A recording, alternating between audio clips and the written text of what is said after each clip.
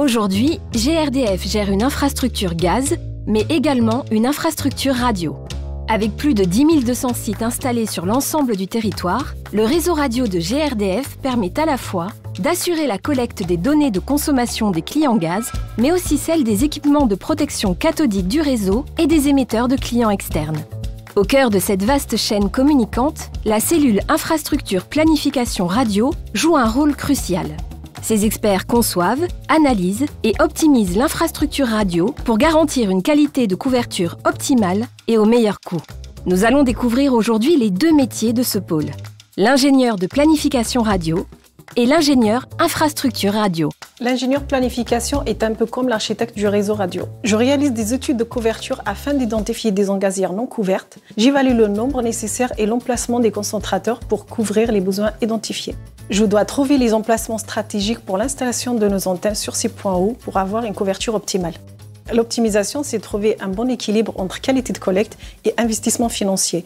Les études que nous faisons permettent d'ajuster le nombre de concentrateurs aux besoins afin de les couvrir, mais sans faire de la surqualité. Nous devons nous assurer que tous les émetteurs puissent être collectés par les concentrateurs déployés et aussi assurer une continuité de service en cas de panne. Par exemple, si un concentrateur tombe en panne, un autre peut prendre le relais. On parle alors de redondance, c'est-à-dire qu'un émetteur est entendu par plusieurs concentrateurs. L'objectif étant toujours de maximiser la couverture avec un minimum de sites déployés pour limiter les coûts d'investissement. Par contre, nous avons encore des zones blanches pour lesquelles nous ne trouvons pas de sites, ou des situations où nous devons remplacer ou abandonner des sites, suite à des destructions d'immeubles par exemple.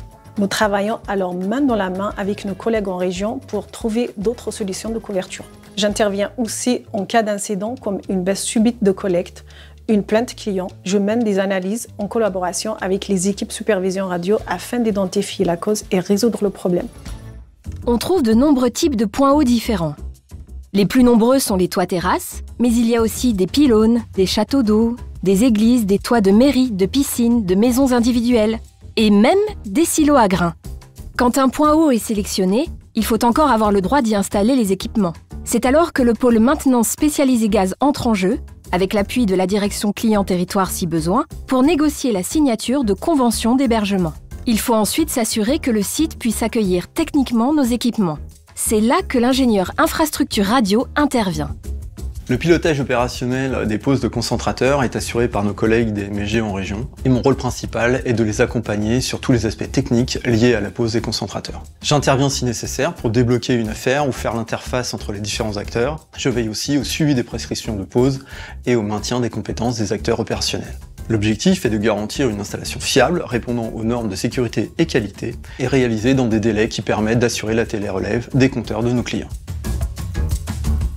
Je suis chargée du déploiement opérationnel des concentrateurs sur la région Île-de-France.